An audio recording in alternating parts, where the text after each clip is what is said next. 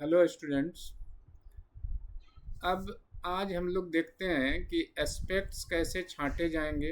जो जर्नलाइजिंग का step for journalising हमने आपको पिछले क्लास में बताया था कि स्टेप फॉर जर्नलाइजिंग यानी जो वेस्ट बुक दिया रहेगा उसको जर्नल बनाने से पहले कुछ स्टेप फॉलो करने हैं। तो ये 5 स्टेप जो है हम लोग मेंशन किए थे। पहला स्टेप है कि डेट मेंशन कीजिए डेट के कॉलम में जर्नल के फॉर्मेट में। दूसरा स्टेप था कि एलिमिनेट एट लीस्ट 2 एस्पेक्ट्स।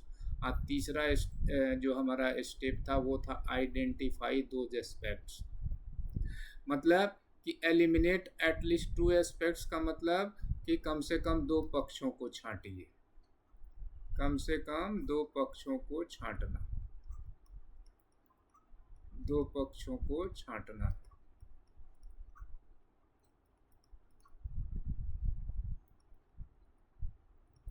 और आइडेंटिफाई दोज एस्पेक्ट्स का मतलब उन एस्पेक्ट को अकाउंट के नियमानुसार पहचानिए, उन एस्पेक्ट्स को पहचाने।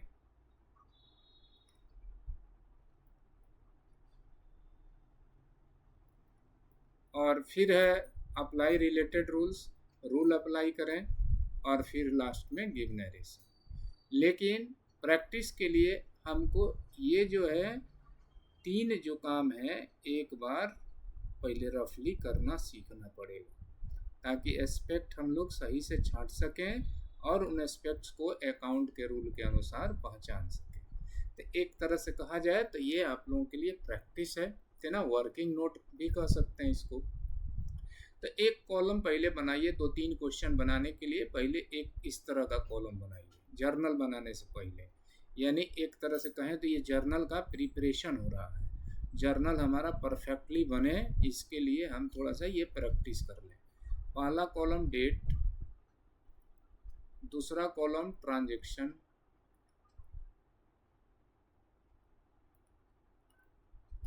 तीसरा कॉलम नेम ऑफ एस्पेक्ट,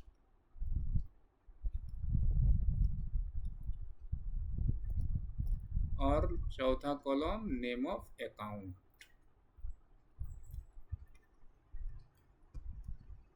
तो इस तरह जो हम लोग कर लेंगे। और कहीं भी मान लीजिए आप बनाते हैं, कहीं भी टीचर से पहले चेक कराइएगा तो आप कंफर्म हो जाइएगा, आपके अंदर कॉन्फिडेंस आएगा कि हाँ हम जो एस्पेक्ट छांट रहे हैं वो सही है ना। इसलिए ये ज़रूर होना चाहिए 3-4 क्वेश्चन बनाते समय, शुरू के 3-4 क्वेश्चन में आपको ये आपको रिटेन मतलब लिख करके ही अपना एस्पेक्ट छांटिए। और बाद में तो काम तो करना ही है, लेकिन बाद में ओरली हो जाता है, मन में हो जाता है कि हाँ ये दो एस्पेक्ट ये हुआ, ये अकाउंट हुआ। हमको जर्नल बनाने से पहले ये प्रैक्टिस के लिए हो रहा है।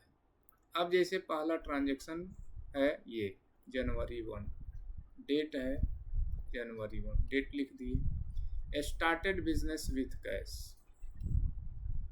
Started business with cash.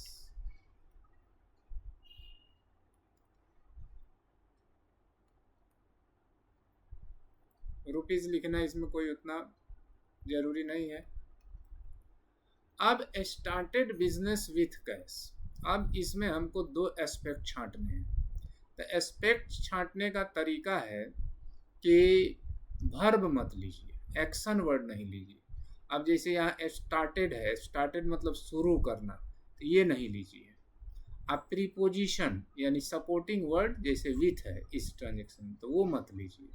अब बाकी जो बच गया वही हम लोगों के लिए काम का एस्पेक्ट है।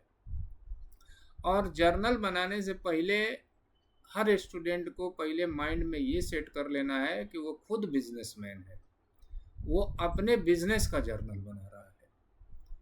जब भी जर्नल बनाने बैठे तो हम अपने आप को बिजनेसमैन के रोल में रखें, अपने आप को ही बिजनेसमैन समझें।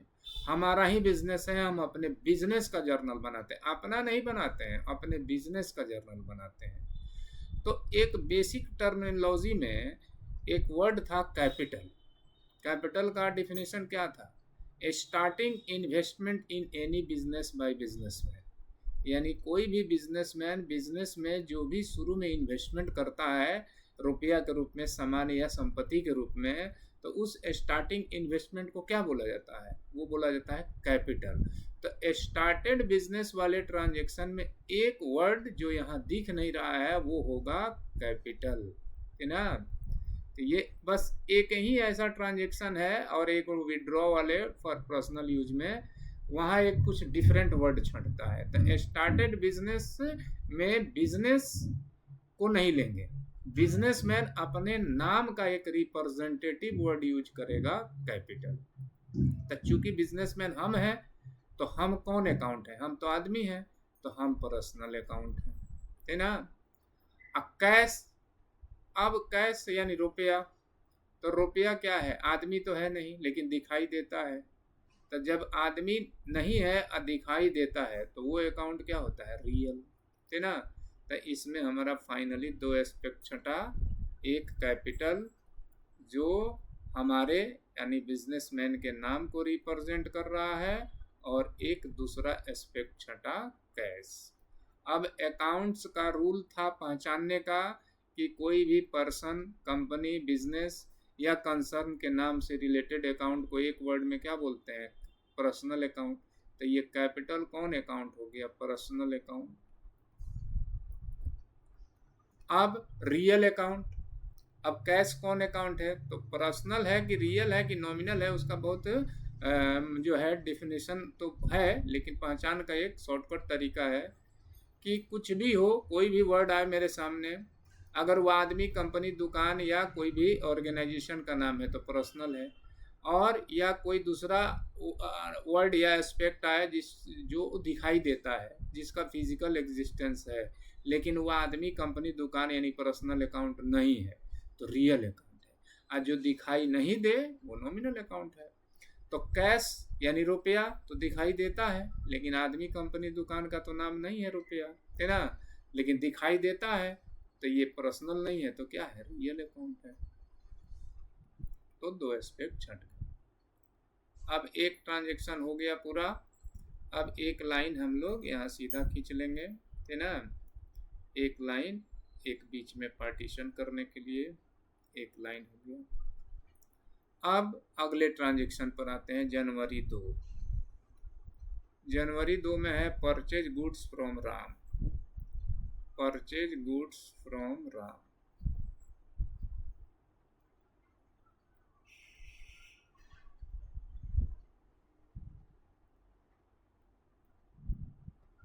₹10,000। अब परचेज गुड्स फ्रॉम राम, तब परचेज तो मैंने खरीदना ही, तो वर्ब हो गया ही, नहीं लेंगे रूल के अनुसार, तो एक एस्पेक्ट बचता है गुड्स। अब फ्रॉम नहीं लेंगे तो दूसरा एस्पेक्ट बचता है राम। हालांकि आगे चल के गुड्स को हम रिप्लेस करेंगे परचेज से, लेकिन अभी स्टार्टिंग फेज में हम लोग गुड्स को ले सकते हैं, गलत किसी भी एंगल से नहीं है ना।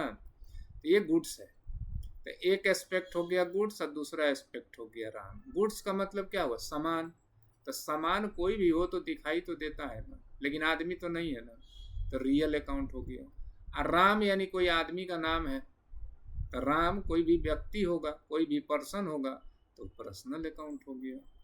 तो देखिए, स्टार्टेड बिजनेस वाले ट्रांजेक्शन और एक विड्रॉ फॉर पर्सनल यूज वाले ट्रांजेक्शन को छोड़ के जो ट्रांजेक्शन जो इस सेंटेंस में दिखेगा वही मेरा एस्पेक्ट उसी में से छटेगा। और ये एक दो यूनिक ट्रांजेक्शन है जिसमें कुछ डिफरेंट वर्ड हमको छांटना पड़ा, जैसे स्टार्टेड बिजनेस में कैपिटल छांटना। ऐसा हर बार नहीं होगा, ज़्यादा बार होगा, 95% होगा कि आपको जो दिखेगा वही छांटना है।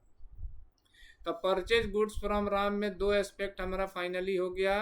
एक तो हो गया हमारा गुड्स, आगे चल के इससे बेटर वर्ड गुड्स के बदले हम लोग परचेज लेंगे, लेकिन अभी हम लोग समझने के लिए गुड्स ले सकते हैं, गलत नहीं है।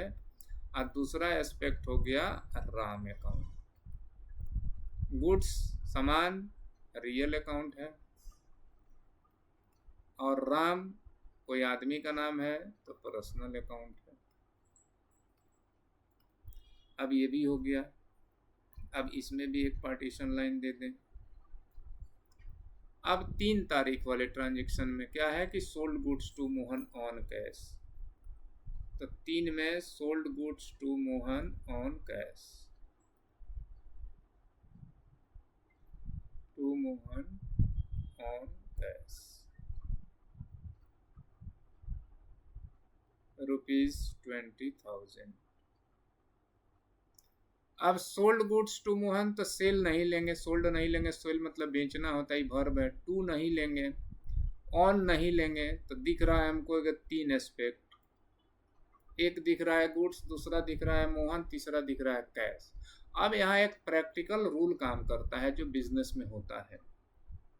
जैसे अगर हम दुकान में बैठे हैं, हम दुकानदार हैं, हम एक दिन मोहन को उधार माल बेच रहे हैं, यानी पैसा वो नहीं दे रहा है, तो निश्चित रूप से हम अपने कॉपी में जो भी रिकॉर्ड मेंटेन करते हैं उस जगह पर मोहन का नाम लिख लेंगे कि हाँ इतना रुपया बाकी हम उसको दिए। अगले दिन वही मोहन आया और पैसा दे के सामान ले गया, तो हम फिर उसका नाम अपने कॉपी में लिखेंगे नहीं। क्यों? क्योंकि नाम बिजनेसमैन अपने कॉपी में चढ़ाता तब है जब इन फ्यूचर उसको पैसा वसूलना हो उस पार्टी से, तो याद रखने के लिए कि हाँ कितना का सामान हम दिए। और जब वो आप पार्टी पैसा दे ही दिया तो फिर नाम क्यों रखेंगे हम, है ना। तो नियम बना है कि जब भी कोई ट्रांजेक्शन हो और उसमें पर्सनल अकाउंट हो, अब पर्सनल अकाउंट के बाद ट्रांजेक्शन का नेचर क्लियर हो गया है ऑन कैश, यानी नेचर क्लियर हो कि कैश ट्रांजेक्शन है, तो कैश को इम्पोर्टेंस मिलेगा, नाम को इम्पोर्टेंस नहीं मिलेगा, है ना। तो फाइनली मेरा 2 एस्पेक्ट हो गया, एक गुड्स और दूसरा कैश। अब गुड्स मैंने सामान, अभी पिछले ट्रांजेक्शन में देखे तो सामान रियल है, तो यहाँ भी रियल ही होगा। अब कैश भी हमको मिल चुका है, वो रियल है, कई बार देख चुके, तो ये कैश भी रियल है ना। तो इसमें हमारा 2 एस्पेक्ट हो गया, एक हो गया गुड्स और एक हो गया कैश। तो गुड्स अकाउंट और कैश अकाउंट। गुड्स जो है रियल अकाउंट है और कैश भी रियल अकाउंट है। अब फिर एक पार्टीशन लाइन यहाँ से यहाँ तक दे देंगे। अगला ट्रांजेक्शन में आते हैं। अगला ट्रांजेक्शन जो है हमारा वो है जनवरी 4 का। जनवरी 4 का है transaction paid cash to Ram. Paid cash to Ram ₹8,000। अब पेड मतलब रुपया देना, ये तो वर्ब है, ये तो नहीं लेंगे।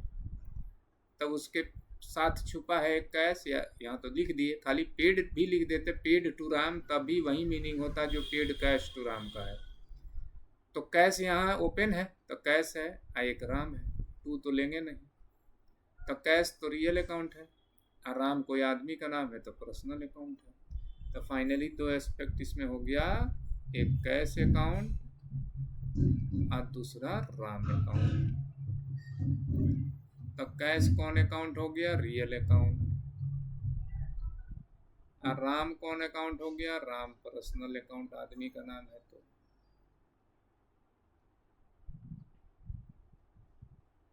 अब लास्ट ट्रांजेक्शन हमारा है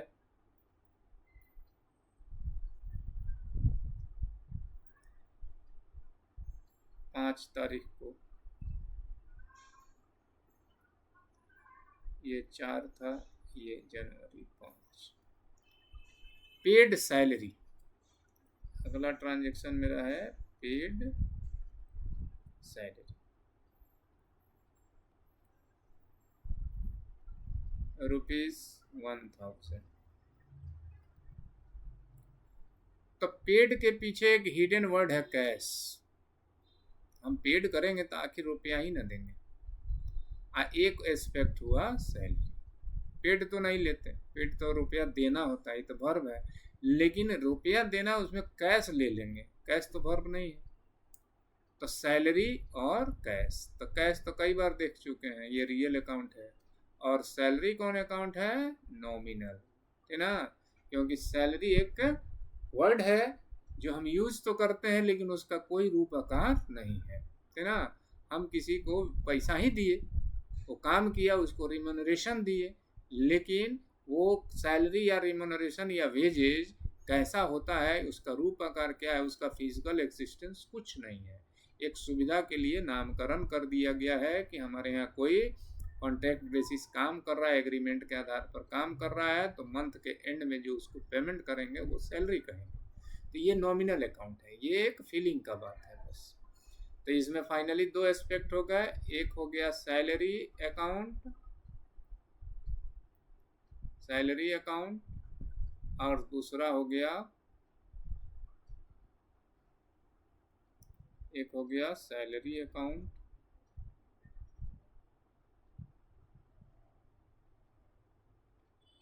जो कि नॉमिनल अकाउंट है, और दूसरा हो गया कैश अकाउंट, जो कि रियल अकाउंट है। बस ये हमारा जो एक स्टेप था, जो दो स्टेप नंबर 2 और स्टेप नंबर 3, वो हम इसी तरह करेंगे, और आगे चल के इसी चीज़ को हम लोग कन्वर्ट कर देंगे जर्नल के फॉर्मेट में, ठीक है, जो कि आपको नेक्स्ट क्लास में हम बताएंगे। तब तक के लिए थैंक यू, गुड नाइट।